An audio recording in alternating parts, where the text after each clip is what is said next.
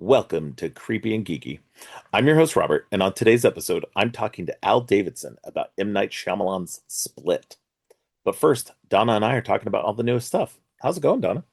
Hey Robert, it is going okay. It has been a wild and woolly week. That's all I'm gonna say Yes. about Yeah. that. Um, I hope you've seen some movies. I didn't go to the movies. There is one out that I really want to go see, but it's been good and the weather here has been so nice. It's been like the It's humidity getting super better low. down here. Yeah. Oh my gosh, I cannot wait. I'm so Yes. Yeah. happy to No. get the fall. Yes. Yeah. Need that hoodie weather for both Yeah, of 'cause you us. got a lot of hoodies. You got quite a few yourself. Plus, you got all those sweatpants. So, hmm too funny. Yes. No. So I did go to the movies this week. Probably saw the one movie that you are excited to see. hmm I was excited to see it too. I've had to change because my daughter's got hockey practice on Thursday nights, so we can't go on Thursday nights anymore because that was our night to go the first night, and so we ended up going like Friday afternoon to go see The Long Walk, Oh Stephen my King, The goodness. Long Walk. Yeah, that's the Um, one I need to go to see because I love the yes, story. How was it? it was very good. Now, here's the thing. I'll tell you that I read a plot synopsis afterward hmm of the book because I'd never read the book. So I was like, okay, well, I want to see how the book, at least with what light synopsis the hmm a Wikipedia article gives you. But so there's a lot of changes. Um, but I think they were necessary changes, and I think that overall, I think anybody who enjoys the book will enjoy this adaptation. Um, Okay. so I very much enjoyed it. It is definitely in my top 10 of the year, high up in the top 10 of the year, and just very good. Uh, you know, Mark Hamill's in it, but he's kind of barely in it, which I guess is kind of like the character in the book, so Right. makes sense. So he's used sparingly. And then, but the guys in this, they're very good. The young men in this are very good. Cooper Hoffman and oh, I can't remember that guy's David name. Johnson. Yes, David Johnson from Alien Romulus. I So absolutely love him. I love actually yeah, both of them. So I'm yeah. excited to see that. I know someone had told me that they do not flinch when they show a lot It of is the an R-rated movie. yeah, so they show a lot of what happens if you don't keep up the It 3 is mile per brutal. hour speed. Yes. Oh, wow. Yes. It is unflinching for the fact that this is made by Francis Lawrence. He directed it. And Francis Lawrence is the guy who has directed every Hunger Games movie except for the very first one. Right. He's directed all other Hunger Games movies, including the new one that's coming out next year. Um, and the Hunger Games are fairly for a for a story about kids having to kill other kids, it's fairly bloodless. Um, definitely not gory. Mhm. This is gory. So this leans into how brutal it can be. So yeah, so it's definitely um unflinching. So Well, that's and good to know definitely going in because the story makes it pretty graphic, and I was mhm. worried whether or not that was gonna be the case, especially with this director. Like you said, he's done the Hunger Games. Apparently, he just likes dystopian He movies likes with to kids kill going through. yeah, he likes to kill kids in dystopian reality games. Which is so funny because the screenplay they did, I think what is it, JT Molnar who did Strange Yeah. Darling, he did the screenplay, so I'm sure Yeah. his brain had a lot to do with that too. Yeah. Yeah. But yeah, no, it's really good. Like I say, it's unflinching, but it's very emotional too. I was in tears at the end. So Wow. yeah. So it's got a lot of heart to it. And both my daughter and I were just like, I wasn't as bad as she was. She was literally tears down her face, like and everything. I had tears in my eyes. Oh, Um, but wow. but and that's not to say I don't want anybody to think I'm like trying to be all like, oh, I'm a tough guy. No, I cry at everything nowadays. Like literally, my wife showed me this woman performing a song on Britain's Got Talent, and I was in tears. So I was just like, I'm a big baby these days. So, No, that's good. That shows but that you yeah, have a heart and you're a human. yeah, You're yeah, not just some cold person. That's good. exactly, exactly. I But I am I am yeah, the opposite. It takes a lot. As a woman, it takes a you are lot a for me to cold-hearted person. I'm very stoic. It takes a lot, and my husband is the more empathic person, so that Yeah, works out pretty well. yeah. So if I'm like too cold, he'll be like, Donna, and I'll, oh yeah, that's so sad. That's so But funny. no, that's good. I love when people are open Yes. to being vulnerable. That I wish I could be that way. I used to be that way, and somewhere along the line, I just got a little bit more cynical. But I'm so glad to hear that it was good. I didn't think Hmm. I had no doubts that it wouldn't be a good Yeah, film. So glad to hear that. no, it's very, very good. So definitely high up there for me. So, but other than that, yeah, I haven't watched it. I've been very like it's so funny too because like there's big gaps in my like letterbox now because unless I'm watching something for um the show or watching a new movie, which the last month or so has been kind of light on new movies Hmm. that I've wanted to go see. Um, but I've been watching a lot of YouTube. So, Yeah. well, like I mentioned before, I don't know. It's easy to just pop stuff on, and I'd rather watch user generated content than a lot of like the junk that's on TV and stuff. Hmm. But yeah, I mean that's what I've been doing. But that yeah, so I get to go see that movie and it was good. But definitely I think if anybody's interested, you should definitely go check it out. So, Yeah, you know me, I'm so just waiting on my brood to yes. pick up so that I can go. Like, oh my God, I got to start going to the movie. I told everybody next year, 2026, I'm going to movies by myself. Whether y'all go or not is not my concern because I Well, and can't that's wait. the thing. Like you go to the movies by yourself and then once they're available, you can go again, you Yeah, know? I think that's how it's going to have to be because I hate having to wait. And this genuinely is one of my favorite stories of those Yeah. Bachman books. And I've been waiting. I never thought I would even see it come across the small screen, let alone the big Yeah. screen. So, Yeah. um, Well, I'm excited for the next Bachman adaptation that's coming out later this The year, which Running is Man. The Oh Running my Man by God, that's Edgar gonna be Wright. so much fun. It's going to be so much fun.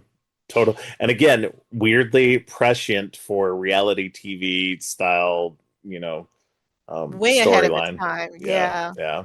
Well, and that's the thing too, is like I felt like I don't think it's ever been mentioned that Suzanne Collins has ever referenced the long walk being an inspiration for the Hunger Games, even just minimally.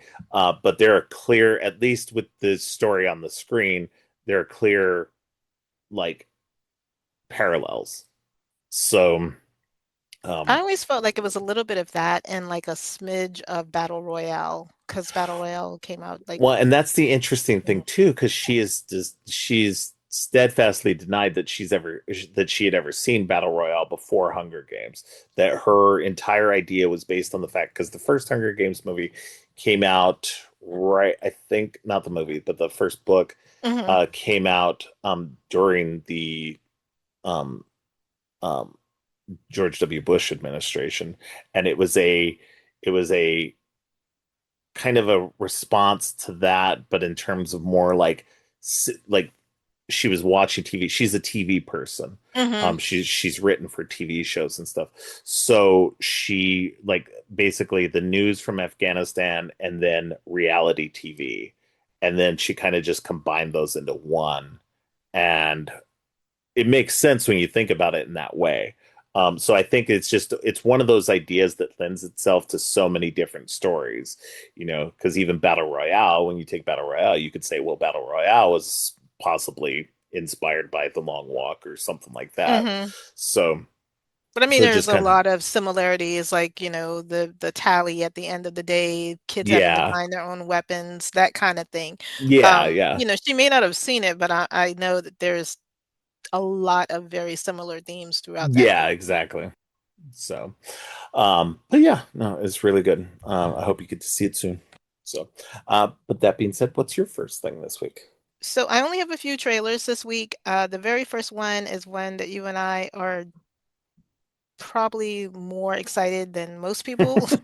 And that was the trailer for Wake Up Dead Man, Yes. the Benoit Blanc Knives Out third installment in this series. And this one looks really crazy, and it actually looks like it's a total mystery this time. Because the first Hmm. 2, you kinda could figure out what was going on, or it was fairly obvious who was the baddie or whatever.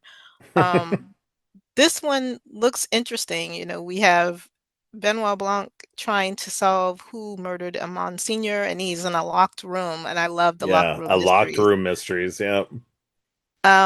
And this has got such a great cast too. We've got like Glenn Close, Josh Brolin is playing the Monsignor, uh, Mila Kunis, Jeremy Renner, uh, Kerry Washington, Andrew Scott, what's her name? Kaylee Spinney, Mm. and Thomas Hayden Church, who I haven't seen in I don't know how long. Right. Um, Yeah. it looks so great. I really want it to be a mystery full on this time. And everything is happening so fast in this trailer. I love the fact that Daniel Craig has the longer hair. I love just the whole style of this one. I really hope they keep this series going on a long time because it's a lot of fun. They Yeah. do have it being released in theaters, so if you want to see it on the big screen, it'll be out November 26th, which I think is Thanksgiving, and then Yeah. it's going to be on Netflix in December, like December 12th. Yeah. No, I'm definitely going to try and get out to see it in theater because I saw the last one, Glass Onion, in the theater first also. So and definitely gonna check it out as best as I can. But yeah, I'm excited for this one. Looks interesting. I don't love like everybody in the cast, of course, but there's enough people in there that I'm like, okay, this should be interesting at the very least. Right. So and that's the thing, like even the last one, Glass Onion, was kind of like such a weird cast. I don't know if I'm gonna love it. But then I was like, okay, they did well, so I know Exactly. that just the writing and stuff. And this is the second one he's doing with Netflix. I think he's gonna try like because that was all they gave. They gave him like I don't know, like $450 million Hmm. to do two movies, and I think he's gonna get out of it. He's not gonna continue the deal with them after that. Yeah, and I'm kind of Um, glad for that too, because we yeah, know obviously Netflix is never going to put these on physical on media because they physical, want you yeah, to stream it. And I want physical media. I want a whole yeah, treasure of these movies. Um, so yeah, fingers crossed that he gets out of it so he can do what he wants going forward with this. Because it's nice watching them on Netflix, but I'm like you, I want to see them on the big screen, and I don't want to own them. I don't want to have to stream it every time exactly. I want to watch it. Exactly. Yeah. No, that's fingers crossed that we'll eventually get physical copies of these. And then I hope that he'll be able to get out. I mean, I don't I know he'll be able to get out. He's not going to continue Mm-mm. the Netflix deal because I know he's frustrated because he wants to put these out in the theaters for longer because Mm-hmm. that's ideal for him, but he's hampered by these. So I'm glad they are putting it out at least for a couple of weeks for a run at the theaters. So Yeah, that's one thing I noticed, especially with the Frankenstein that's coming out with Guillermo del hmm. Toro. They're actually going to have that in theaters. And I was praying, I'd even said that on a podcast. I was like, I hope they give it like a big screen release. And sure enough, a couple of weeks after I said that, they did. So I was like, oh, this is great because something like this we need to see on the big screen. Oh Once yeah, again, absolutely. y'all know me. I don't go to the movies that often. I love to watch it at home, but some things I want to see full scale and then, Yeah. watch in the comfort of my own home. Yeah. Hey, you know me. I've said it before. I'm one of those people who would be perfectly fine with just watching every new release at home, but I don't mind going out to the movies and stuff. I Yeah. just wish I could go to the theater that was closer than me than the one that's 45 minutes away. So, Right. I mean, I love the um, experience overall because, like, if I'd seen Weapons, I just watched Weapons last week because it's now available to stream. But seeing it in the theater and having that experience with the audience, that was like oh one of yeah. the highlights. So, it's nice to watch it No, at I home, but will sometimes you I will need that agree, theater. yeah. Generally speaking, I rarely have problems with anybody being a pain in the ass in the theater. Hmm. It does happen on occasion, but it's rare. Most times, especially because we usually go on Thursday night. Mhm. Thursday night is definitely the harder core. Going to watch the movie on the first day, like, really cares about movies kind of crowd. Right. So, if you're going on a Thursday night, that's going to be a good crowd, not a shitty crowd. The weekend crowd, not so much. Like the weekend crowd, I tend to have more problems with them Right. because they're a little bit iffier. So yeah, so definitely, it helps to go on that Thursday, or at the very least, maybe during the day. So Mhm. if you can swing it, so that's usually my thing. Anyway, so all right, well, my first thing is, well, Wake Up Dead Man was also on my list, of course. But so next on my list is a trailer for a movie called Dust Bunny, which is a Mads Mikkelsen starring film That's in on my list too. it's But go ahead, I'm sorry. Brian Fuller's feature directorial debut. Brian Fuller, not Brad Fuller. Brian Fuller is known for doing more TV shows, including the show he did with Mads Mikkelsen, Hannibal, based on the Silence of the Lambs character. Um, but so they're doing a movie where Mads Mikkelsen plays this guy who's a hitman, and he gets hired by this little girl who thinks that her parents were killed by literal monsters, taken and killed by literal monsters. Um, and it also stars Sigourney Weaver. So this looks really fantastic. It looks like very over the top, very brightly colored. Mhm. There's more going on in it than it seems.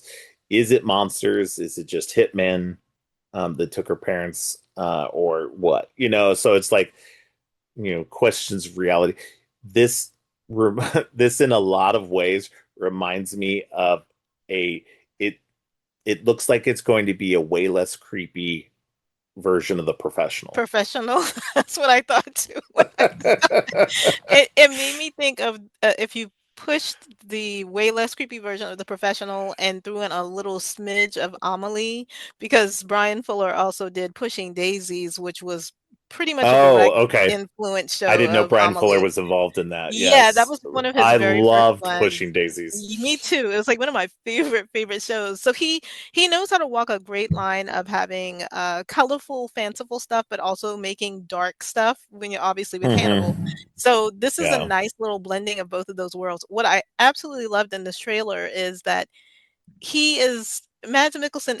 As anybody that has followed me on Instagram, I have a huge crush on Mads Mikkelsen. I have no idea why his face doesn't move. He's so stony, but there's just something about him. And seeing him play Hannibal, that probably helped. But I love how Yeah. in this trailer, he's holding this little girl's hand. He's taking her very seriously. I also love that we get to see Sigourney Weaver who's shooting guns out of her stilettos, and I'm like, what is Yes. this all about? I was To see I this.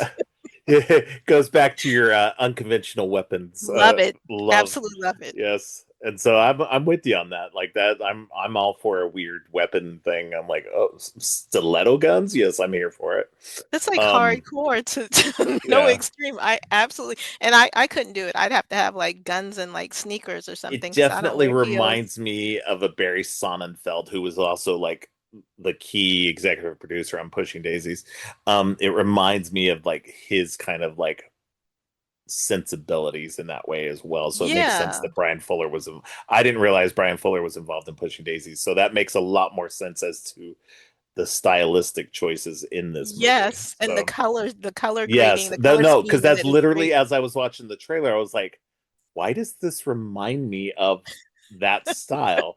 Now that you said that, I'm like, okay, that makes way more sense. So yeah, no, Yeah, that was the show that introduced me to Lee Pace, and I mhm, totally have a yep. crush on him too. He's so sweet in that. I Kristen Chenoweth, that's Kristen where it Chenoweth, introduced me to yeah, her. and we Yeah, get to she see was so Chi great in that. McBride, and Yeah, so there's such a cute quirkiness about this trailer. I love the fact that they call it Dust Bunny. I love the fact that we've got this kid we're seeing it from her perspective as to what happened to her parents. And even some of the bad guys that they showed, David Dastmalchian, of course, is in this Yes. film. They're showing these people come across and you see the creepy hand shadows. And so there's a lot Yeah. of blending of this kind of surrealist fantasy also with this kind of nobody fighting skill going on. I'm Yeah. excited for this one. This looks really cute. Yeah. No, I'm excited. It looks very cool. All right. What's your next thing? So I only have one more thing. This is my last one. There is a trailer out for a new horror comedy called Coyotes. Okay, real quick. These are literally the only three things I had on my list this week too. We literally had the exact same things on our Oh list. my God. That is so funny. That's I mean, okay. And but that's the here's the first. thing. Here's the thing. Number one, these all came out on the same day. Yep. And number two, this is all that came out this week that I saw. I tried to look for more stuff. I could not find anything else that came out trailer wise. No, me either. That's hilarious. So So, Coyotes, the premise for this film is a family is trapped in their Hollywood Hills home and they fight for survival when caught between a raging wildfire and a pack of savage coyotes. And so we have Justin Long and Kate Bosworth in this. And there are a few other people I didn't catch. Those were the two main ones that I saw. yeah, I don't think we've seen an eco horror terror in a while. Like we, very seldom do we get sharks and all of these things, but I yeah, haven't seen one where it's actual coyotes and everything about this trailer. It looks like it's going to be a funny one. I'm glad to see the horror comedies are kind of getting a resurgence and whatnot. yes. Um, what were your thoughts when you saw this trailer? Oh, I was completely on board. I mean, one, I like Justin Long. I know like he for some reason he gets a lot of weird hate about him. I think it's just because he plays a really good asshole. And that's kind of what people associate him with. He's just really good at playing the asshole. I don't know. I've always liked him, even when he was like in Underdogs and stuff like that. It's just Hmm. like I just love how goofy he is all the time. And so I was on board for this. I don't love Kate Bosworth, I'll admit, but I think it's just been she's never been in anything where I she's really shined for me. She's Um, okay. I feel like she's a little one note, and I say that like I'm yeah, an actress, she's an actress, she's getting paid, but she comes across very bland. Like you could have interchanged any actress in there, and then they any probably would. blonde actress, yeah, Yeah. exactly. But I think she's doing a good job in this one. There's a couple of really good moments she has in Oh this, so I'm like, yes. okay, I'm actually okay with this. Like she's actually good. But yeah, no, I'm excited for this. It's interesting to see, and I love a good horror comedy. Oh yeah. So I'm on board with all the, especially ones with black humor in it. And this one feels like it's got some good black, not like black people humor, black dark humor. I wanted to qualify. Oh Um, my gosh. but no, I just like it just that's like things like weapons and like the monkey this year have really been standouts in terms of that Yes. very pitch dark, pitch black humor. Um, and I feel like this isn't quite as dark, but there were definitely a few moments in the trailer where I'm like, holy hell, this could be really good if it really sticks the landing here. So I'm hoping it does because I need these really good pitch dark comedies like this, horror comedies, because it's just like, oh, it's like I don't know, they're right there in my wheelhouse. But it looks good. It looks fantastic. I'm excited for it. Yeah, I'm super excited. And I'm like you. I love a good horror comedy. And when they can nail it, like you said, the monkey weapons, when they can nail it, that's when it's like, oh, okay, this is definitely going up there in the ranks of great horror comedies that I need to suggest to people to watch.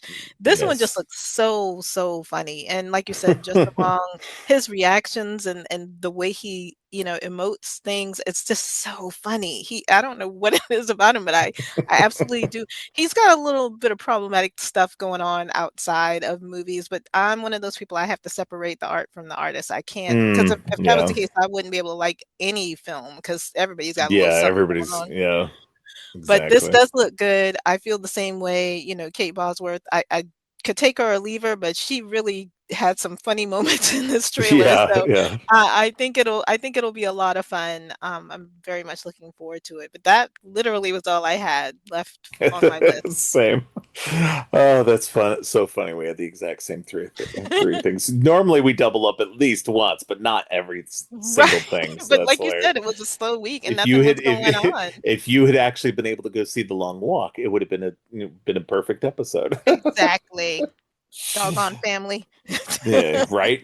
Damn it, kids. Anyway, it's almost how I felt this week too, because I was like, I don't know if I'm going to be able to make this because Katrina worked on Friday night too, and so I was like, oh crap. I was like, but the start time for the movie is 2:30, so I was like, well, if we go to this one, plus it was open caption, which is great too. I love being able to go to an open Mhm. caption screening. Um, and so I, but yeah, it was just funny. Anyway, but before we move on to the rest of the show, why don't you let everyone know what you've got going on your show this So I'm gonna have to let everybody down. week? I'm taking a week off. Oh, Just because the world has been a little too topsy-turvy and I can't yeah, focus. I need a break. So I'm gonna take yeah. 1 week. Now I say that and then I'll probably drop an episode on Friday. But as of right now, I don't have anything going on. But when I return, I will be talking just because the long walk is out. I want to talk about maybe the top five best Stephen King adaptations and Ooh, the top five worst, in my opinion, not necessarily oh, anybody else's, just interesting. mine. Because Yeah, like you I'd love said, to this hear your opinions on that too, because I'm sure ours are maybe not the closest. Maybe they could be, at least to the so best. yeah, So, so I'm like you know, like you said, this one, The Long Walk, deviates a little bit differently than the hmm story. I'm good with that on a lot of the adaptations because sometimes it makes it better. The Mist was one that I thought was I made a think whole lot better. it's one of those things. Yeah, it's one of those things where I think with Stephen King, you have to actually do an adaptation. You can't Mhm. do a literal translation of these movies. No. And I think that's where I think where even Stephen King understood like after a while because he wasn't happy with Kubrick's version of The Shining Right. but later on I don't I think he still doesn't love it but he understands I think a little bit better and I think he's a little bit more I think especially after all the stuff that's been adapted Mhm. of his work. I mean, because if you look at the because we just talked about it, the original the Running Man Mhm. adaptation is almost nothing like the source novel. Exactly. The new version is going to be much, much closer to it, and hopefully will be good. I've given that it's got Edgar Wright and Glenn Powell in it. I'm very firm in my Mhm. belief that it's going to be fantastic. Um, but but I do think I agree with you. I think adaptation is always necessary in a lot of things. I used to be one of those purists who was always like, no, we got to cram as much as we can into the movie. We just can't. You just can't. No. And I think honestly, having read the synopsis of The Long Walk, the book, after having seen the movie, I absolutely love what they did with the movie and I probably will never read the book because I'm like, I think the book will taint what the movie did in its way. Yeah, I think So, that's one of the things that I appreciate, like you're saying, about adaptations because I'm one of those people, I always have to read it before I see it, and mhm, you have a kind of expectation when you go, and it's like, "Oh, okay, this is yes, nothing like what I read on this page." But the adaptation of it can sometimes change your perspective on what the story was or how the story unfolded and make it a lot better in some cases. Not all the time, which is what I'll be right. talking about when I do that, but it'll Oh be yeah. No, there's after some my week terrible, off. terrible Stephen King Oh adaptations. my God, you have no I'm only doing 5 because I can't go into ones that are bad. So it'll definitely be a week later, but like I said, knowing me, I'll probably end up dropping it on Friday. I just there was a lot going on in the world and I just needed a break, and so I didn't really Interesting. focus on it. See, I now didn't you're focus on making me want editing. to do an episode on that. So, Don't copy my shit. I will copy your shit every day. What are you talking If you're gonna about? copy my shit, then you're gonna have me on. Fuck all of Of that. course, of course. We should just do a combined episode, just one that we share both together. There you go. See, we'll do it that way. Maybe we There you will. go. There you Um, go. so anyway, guys, like I just said, I'm taking a week off. I will be back. I say that loosely because I probably will throw out a little Minnesota at some point, but it'll more than likely be the Stephen King top five best and top five worst adaptations. No, that's cool. I love it. All right, cool, cool. All right, well, everybody stay tuned for the rest of the episode. I'm talking to Al Davidson about M. Night Shyamalan Split. And Donna, until next week, stay creepy.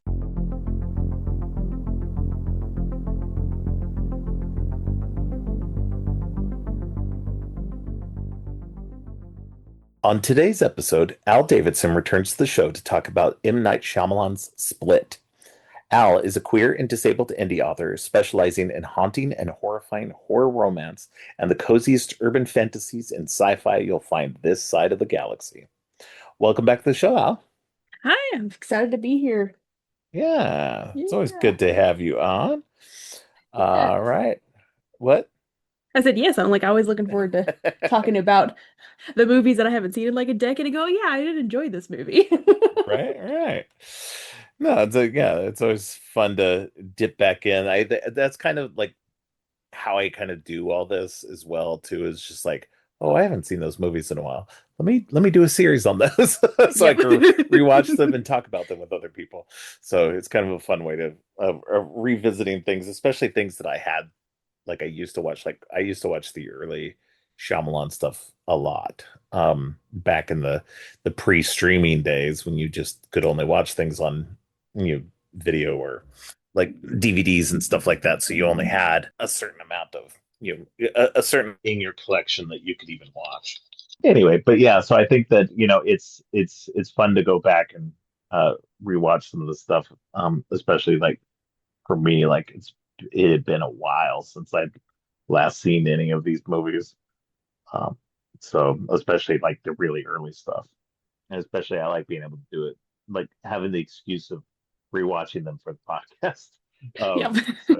So because this is the thing, like for the most part, like I'm always trying to watch something new. I very rarely go back these days anyway, and because there's so much stuff to watch Yeah. that I very rarely go back to watch anything unless it's for the podcast now.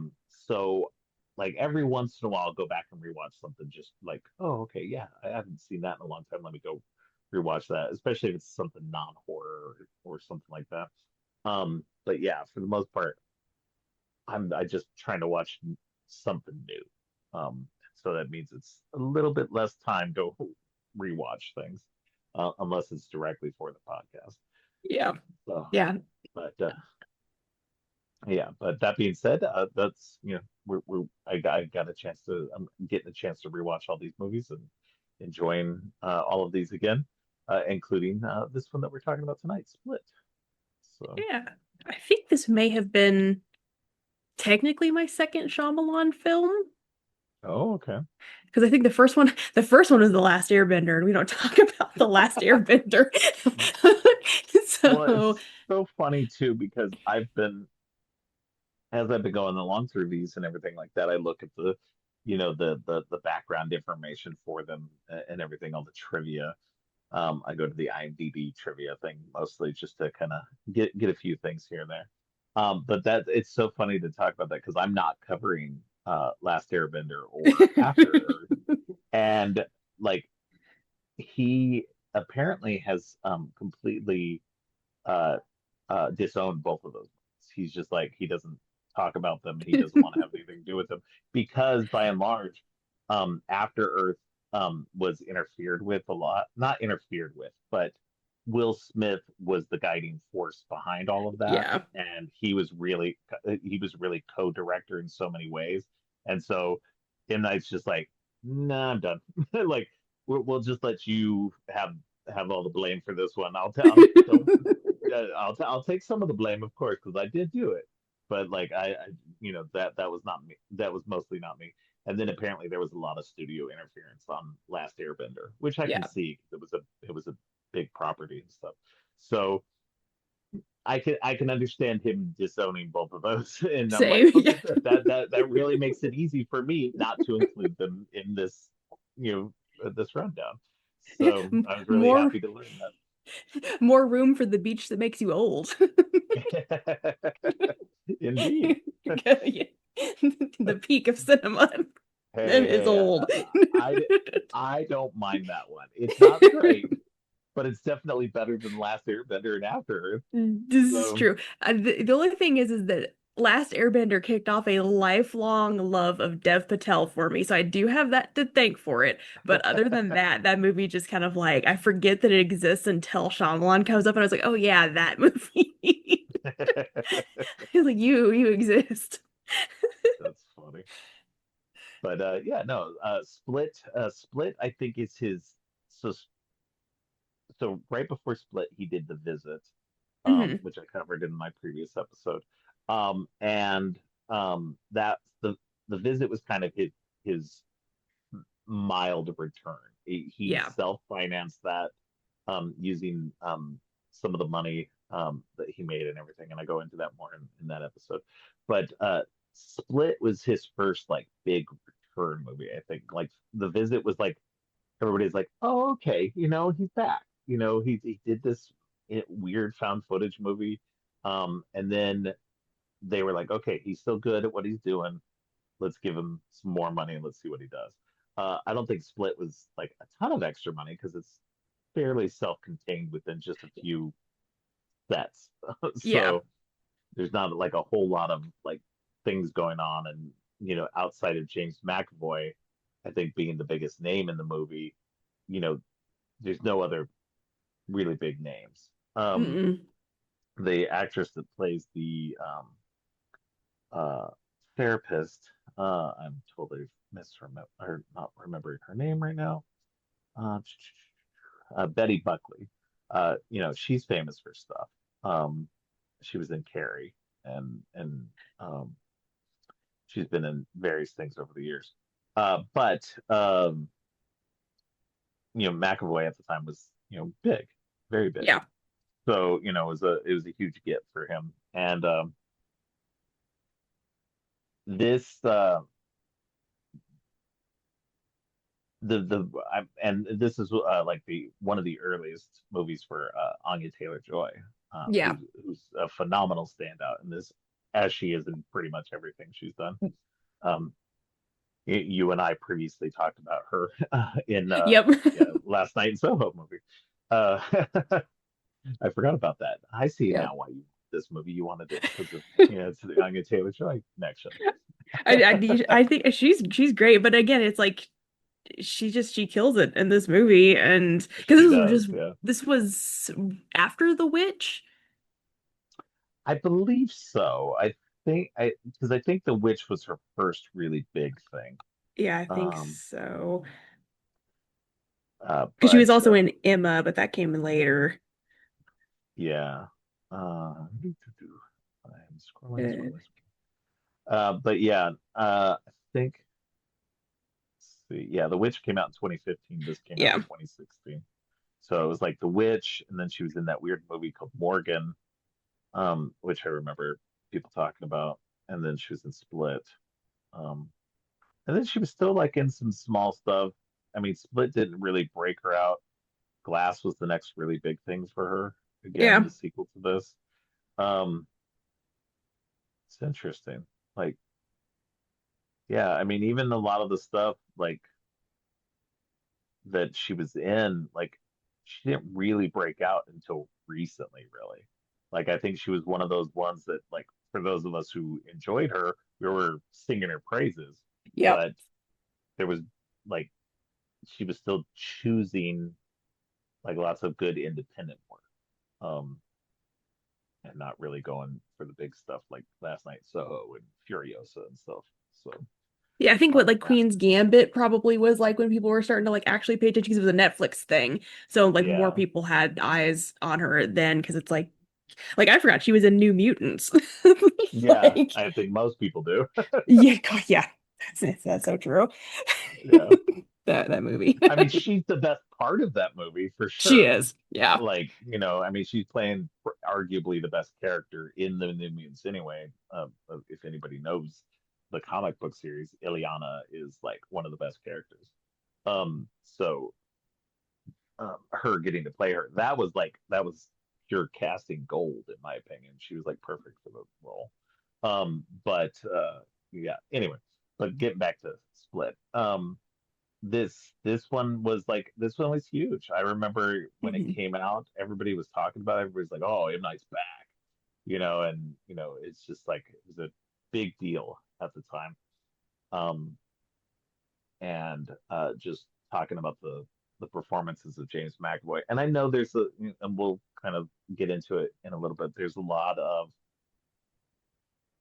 problems with not his performance, but with the character itself. Yeah. There's a lot of people who don't um, appreciate the portrayal of DID being bad. Um, so I get that. Um, so, but I think that what McAvoy does is really, really good. Um, he's phenomenal in the role, and he does such a good job making you believe that he is each one of these different personalities. Yeah. Um, so, um, and for people who maybe haven't seen this movie, number one, stop what you're doing, go back, go see this movie before you finish listening to me. Um, but um, but basically, the gist of the movie is James McAvoy has multiple personalities, and he ends up kidnapping these three girls. Um, one of his personalities kidnaps these three girls, and traps them in a somewhere. They're inside these rooms, and they're going to feed these girls to this creature called the Beast. Um, and the girls need to figure out how to escape. And um, and meanwhile, you get him going through the different personalities, and then him talking to the therapist. The therapist kind of figuring out that the personality that she thinks she's been talking to hasn't been the right one, and everything. It's a interesting kind of complicated movie. Um, and I don't know. I enjoyed it. I thought it was really good. What are your overall thoughts about the movie itself? I I really liked it. It's one of those that I went to actually go see it by myself at a midnight release because I was so excited about going to see this movie.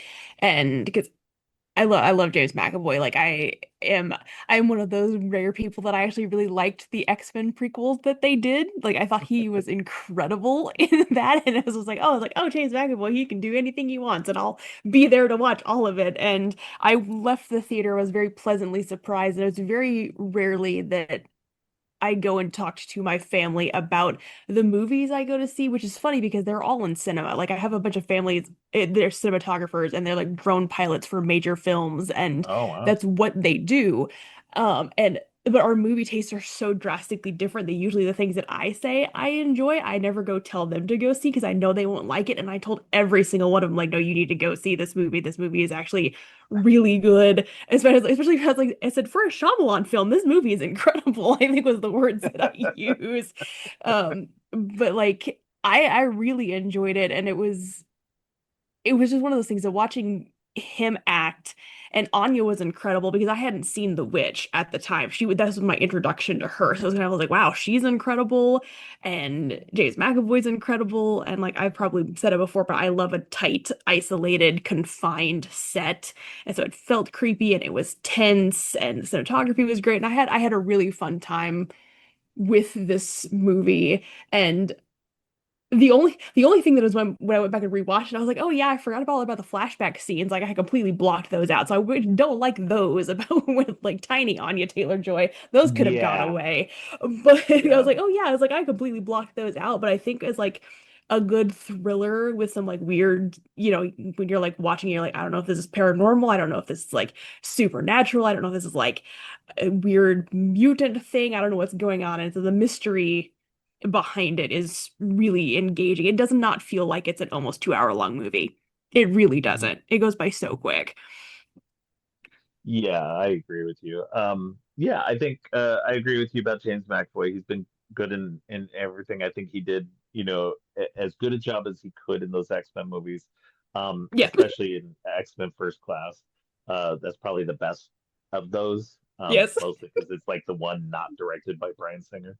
And then they kind of, there's a lot of people I know who really love Days of Future Past, and that's fine. I think that's generally an okay one.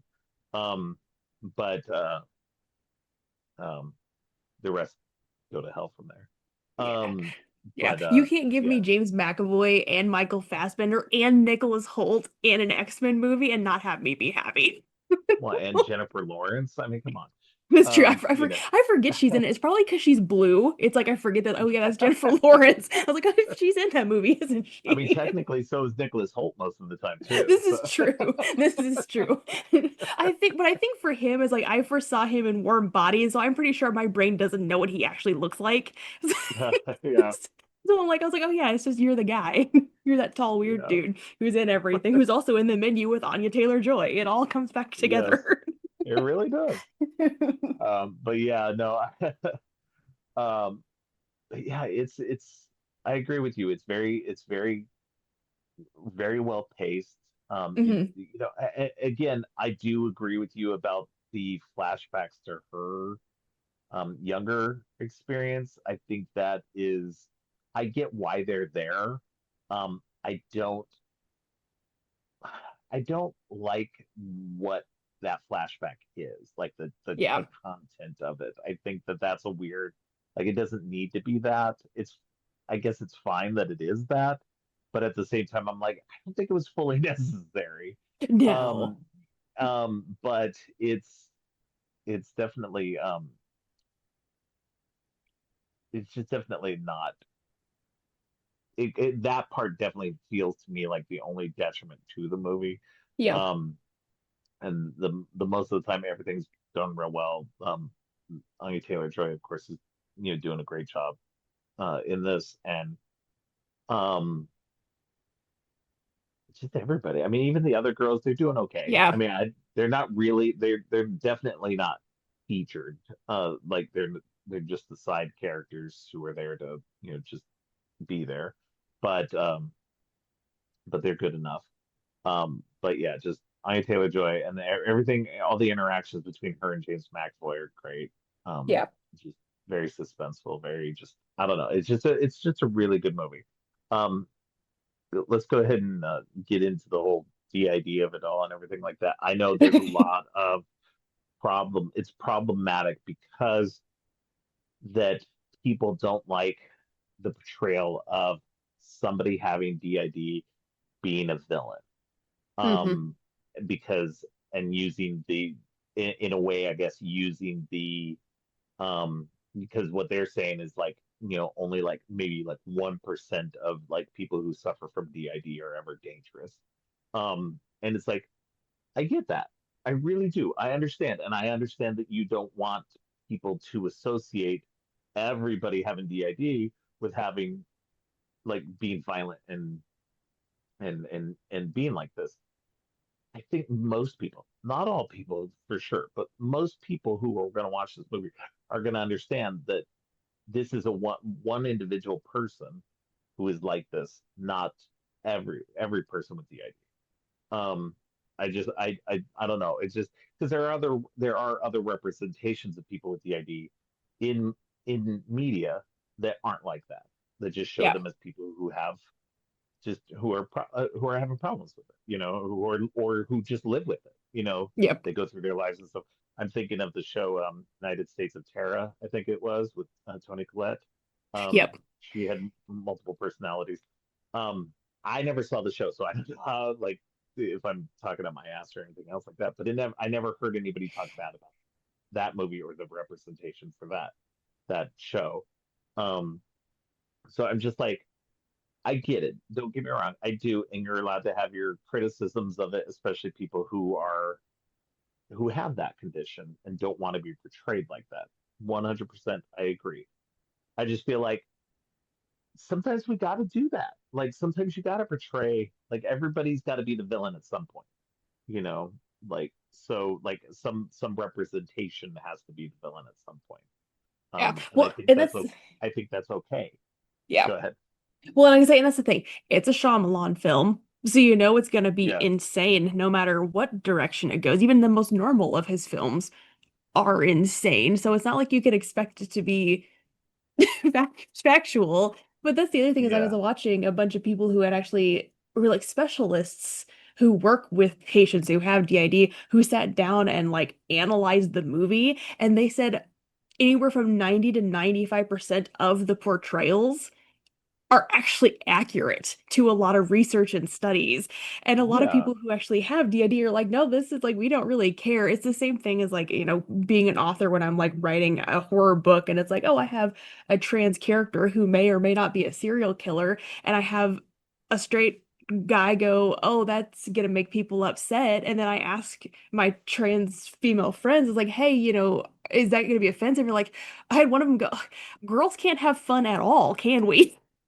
That's Like, yeah, exactly what I'm thinking too. It's just like like this, I yeah, I think we have to be able to portray everybody as a villain at some point, you yep, know, and I think that it's okay as long as you are while you're doing that.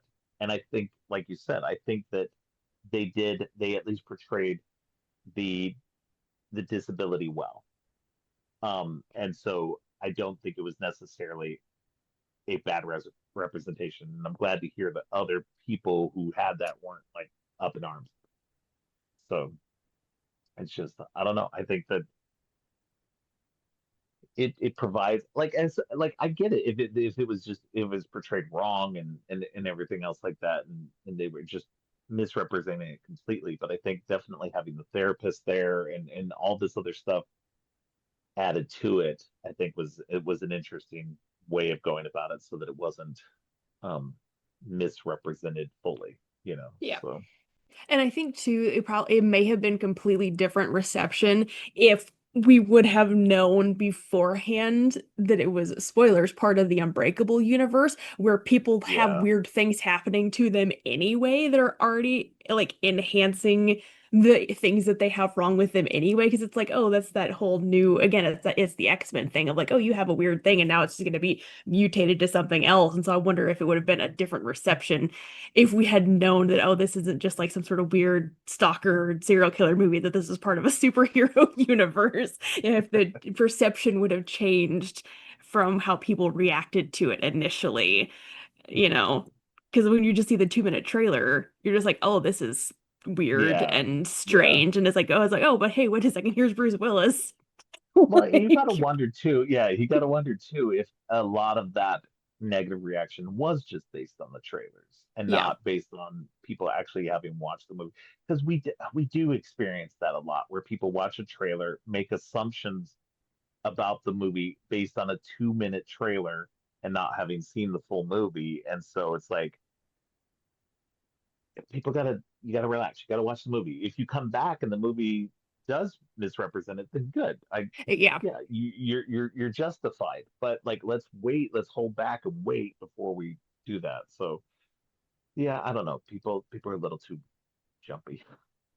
Yeah, So especially um with Shyamalan's oh reputation yeah. as is. I think it was just like a bad cocktail of just like this is going to just cause chaos anyway because it's Shyamalan. Because like he did Yeah. The Visit and then what before this was What the Happening. So like people were already just kind of like you're just doing weird things Well, and it just he had just come off of the visit was just before this, and then the three just before this were literally After Earth, oh Airbender, and The Happening.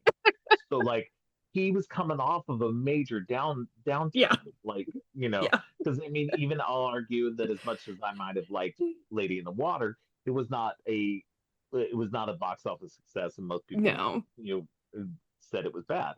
So, but he basically had if you count Lady in the Water, The Happening, After Earth, and Last Airbender, and even if you want to include The Visit in there because The Visit was just kind of a small movie that probably didn't do super well.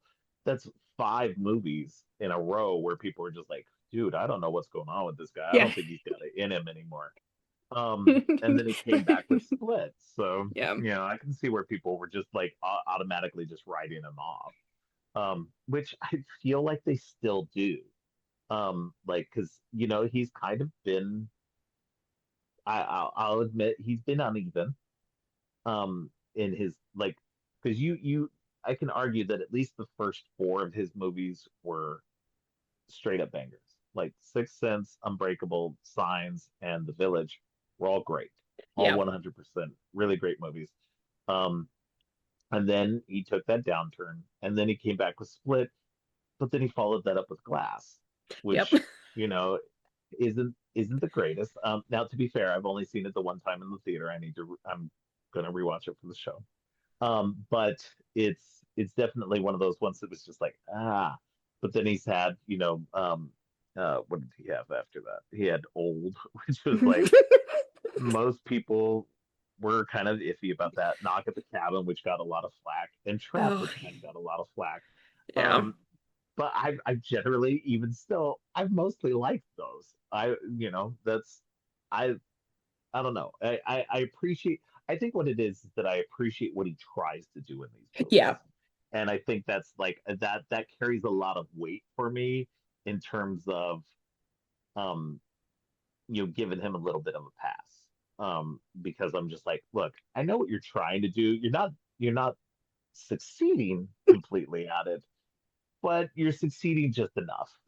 So, and I think that's even with Split in a lot of ways too. I think Split. I can see the arguments for it.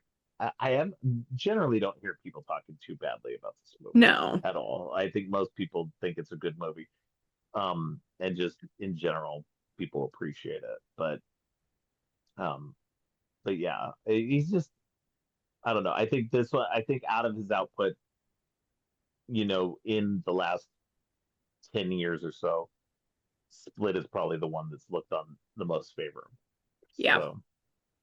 So, which is good. I mean, it is a good movie. It definitely, we'll talk about that right now. Is that with the I guess it was a mid-credit scene, that you find out that this is set in the same world as Unbreakable. This is You come to find out a sequel to Unbreakable. Bruce Willis is sitting there in a diner hearing about the story of McAvoy's character, and the events of what happened in the movie. And it it's a it was definitely a shock. I know when I watched it, I was like, "Holy shit, for real? This is an Unbreakable sequel?" Because I love Unbreakable. I'm a big comic book fan, and I loved Unbreakable for what it was. And then to find out that this was the finally, because I knew he'd wanted to make a trilogy for these movies to begin with. I was like, holy crap, this is actually the second part of his trilogy. Um, and so got me excited, so I was ready for it. So, Yeah. Well, um, and it's funny too, because like again, this was like the first Shyamalan film that I think I ever saw, so I had no idea. I was like, why is mm, Bruce? I was like, why is Bruce Willis here? I was like, what are you doing here? I was like, I don't understand. I was like, why are you here? And even still, I enjoyed it and not having any context for that. So when I did go right, back and finally watched Unbreakable, whenever I got around to doing that, because I ended up watching that and I think The Village and I think we watched Signs not soon like after that, so it was like kind of like the greatest hits kind of thing like that. And so right. I did appreciate it a lot more because I was like, oh, I can kind of understand where this world and stuff is, but even not having the knowledge of it, I still had a great time seeing Split, even not knowing why. I was like, this cameo was weird, but okay. I was like, sure. Like, Well, whatever.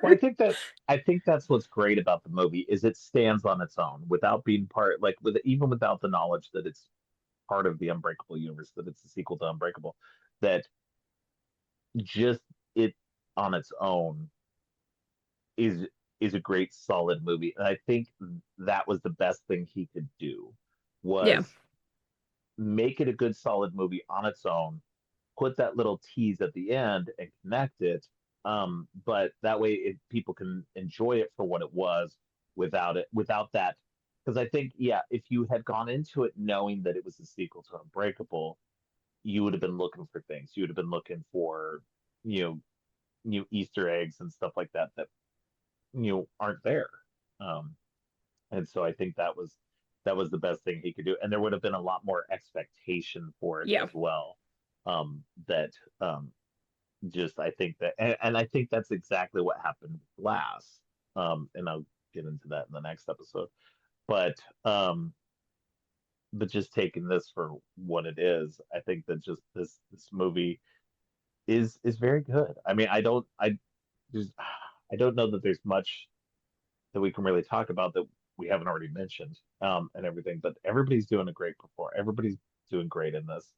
Um, this is unfortunately James Newton Howard was his um, uh, composer for all of his movies from Sixth Sense up to After Earth.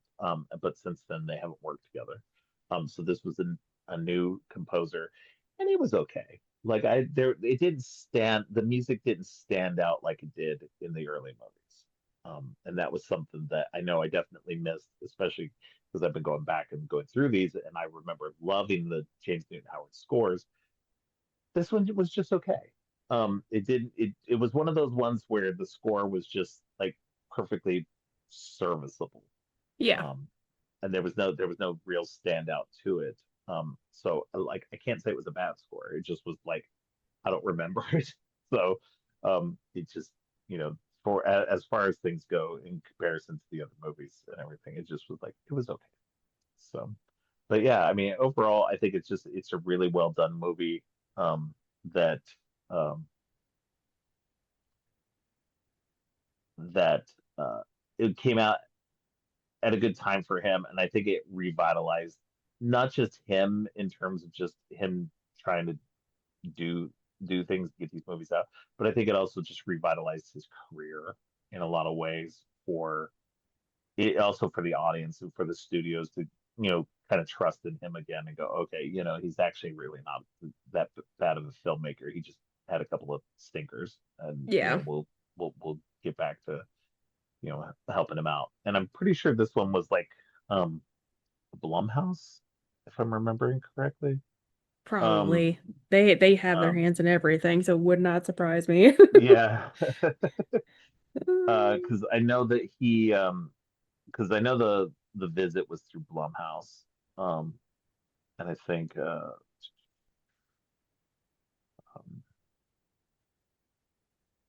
it was the first to Let's be see. distributed by Universal Pictures, um, instead of Touchstone, but I think it was through a deal through Blumhouse, though. It was like a because Blumhouse has had a distribution deal with Universal for a while. Um, Yeah, because this was still like, because this was what, 2017-ish, so Blumhouse was just kind of hitting that like peak of becoming more of a household name at that point, if I yeah, remember correctly. yeah. I'm not seeing anything in the Wikipedia about it being Blumhouse. It's just saying Universal, so I could be wrong about that. But I thought I remembered seeing the like the BH logo on it. It doesn't matter. Um, I know that he's been like the visit was definitely through Blumhouse, and that was like a good thing, and I think that's probably where he got the connection to Universal at the very least. Um, Yeah. It says Jason so Blum is a producer. well, there you go. So yeah, So so yeah. at least in some way it was done. But yeah, I don't know. I you know it's a good, interesting, fun movie. I think people should watch it if they haven't, and especially James McAvoy and young uh, Anya Taylor-Joy giving great performances. Um, early Anya Taylor-Joy at that. So definitely worth it for that alone. Yeah. And I always love the movies where you take like an actor who's normally playing like just kind of the generic good guys, and then you suddenly turn them into a bad guy, and you're just like, oh, this is what you were totally meant to be doing. Because like anytime James McAvoy's in like a horror and he's playing the villain role, he just shines. He's incredible, and Yeah, like he's so intimidating and he's so normal. Like he's not normal. He's incredibly attractive, but he just like feels like he's just kind of this. He's just a dude you could run into and be like, oh yeah, okay, you just exist. The next thing you know, you're utterly this terrifying thing. It reminds me a lot of the when Chris Hemsworth was in Bad Time at the El Royale when he played the crazy cult leader. Yeah. Like he was terrifying in that movie, and I was like, where is this energy when you were playing Thor? And it's like I love those movies that kind of like take Well, the and then glory. well, and then he's in Furiosa as the bad guy as well. So it's Yep. like, definitely I love when people can play against their usual type for sure. I agree with you. Yeah. Especially because it does you'll get it occasionally. It's not every movie and stuff like that, but like if they get the right role, they really shine Yeah. through on it. So Well, it's like funny because I always tell people like my favorite Will Ferrell movie is Stranger Than Fiction, where he plays an unfunny auditor. He does not have yeah, a single funny line in that movie, and I was like, it's because it's so different and it feels so unnatural and it just works really well. And I think McAvoy's just kind of like, oh yeah, I'm used to seeing you as like Xavier and Mr. Tumnus, and now here you are shirtless climbing up the side of a wall. yeah. Like eating people, like what's happening? And it's like I'm into it. It's like cool, let's do this. I'm good for it. That reminds me, you mentioned Will Ferrell. That reminds me that him and I think it was Kristen Wiig, they did a Lifetime movie. I think it was Lifetime, and it was a straight up like one of their Lifetime thriller kind of movies. And they played it straight. And it was the weirdest thing ever because it wasn't like I don't think it was meant to be played as funny, but it was Will Ferrell and Kristen Wiig playing these characters. So you were just waiting for the funny to drop. And I think that's what made it work. Um, Yeah. but it was just a weird, odd movie. Um, Yeah, because Kristen Wiig did that with Bill Hader with the Skeleton Twins, which yeah, was incredible. I love that movie, and no one has a clue what I'm talking about with it. But they was like, there was not a single joke to be found in that movie, and it's like you're Bill Hader and Kristen Wiig, and I'm over here sobbing because you guys are just being so emotionally charged, and then I was yeah. like, this is not normal from what I'm expecting of you Well, two, and I'm into it. well, well, that was recently. I went to a AMC, one of their Scream Unseen like secret movies, um, and I ended up watching this movie called The Home, and it was a movie with Pete Davidson of all people, and it's a horror movie. And he plays it fairly straight. There's a couple of moments where he doesn't get like real goofy, but there's a couple of moments where he cracks a joke or two. But even then, it's very understated. And so it was a weird, odd performance, but it somehow worked because of the rest of the movie being kind of weird.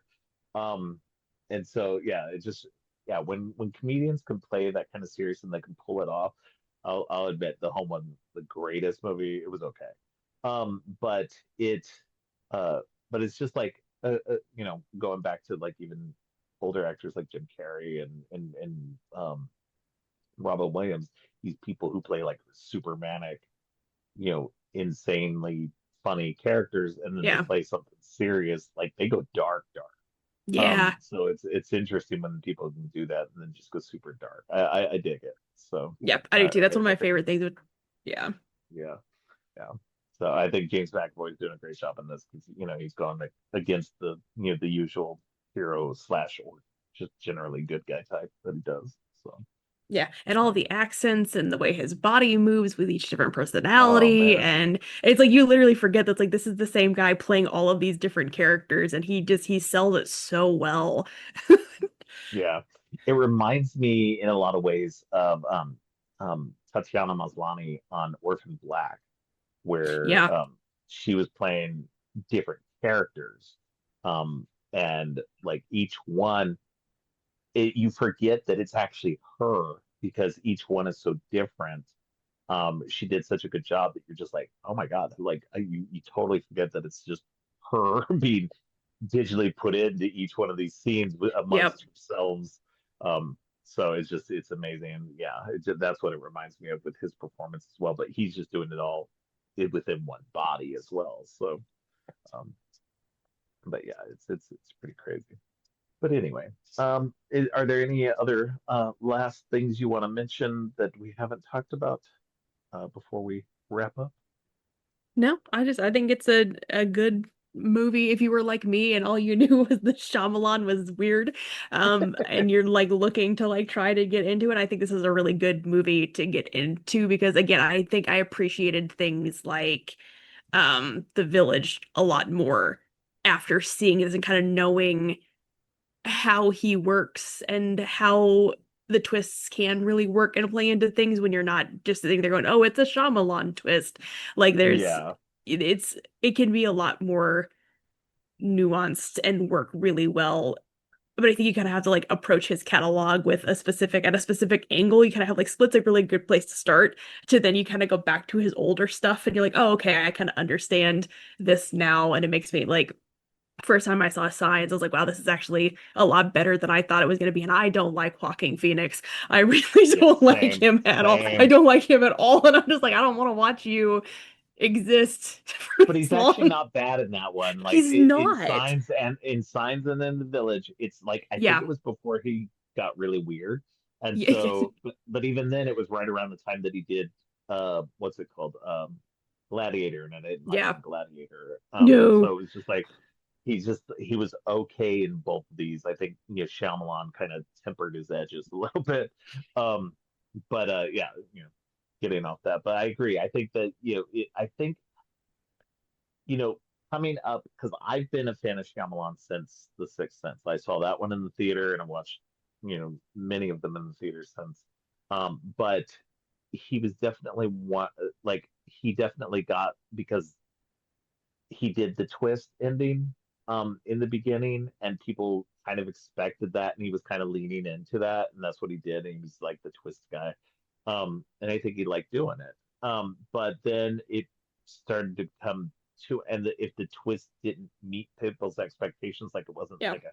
like a huge twist, that people are just like, oh, really? That's it? Like, so I think that expectation, now that he's fumbled, I think that that's given him a little bit of grace to sit there and one make different movies that don't necessarily have to have those twists, even though he's kind of leaned back into that a little bit, Yeah. which again is fine. I don't have a problem with that. I think that people over expect what the twist might be, um, but also it's given him that now that we've had this distance of time, a lot of people are going back and rewatching the earlier movies and going, "Oh, you know what? These aren't really as bad as we thought they were. They're actually like really good." And it's Yeah. like The Village has been reappraised. The Village, like it did well, like commercially, but like critically, like a lot of people didn't love it. Um, and so there's been a lot of people going back and revisiting that.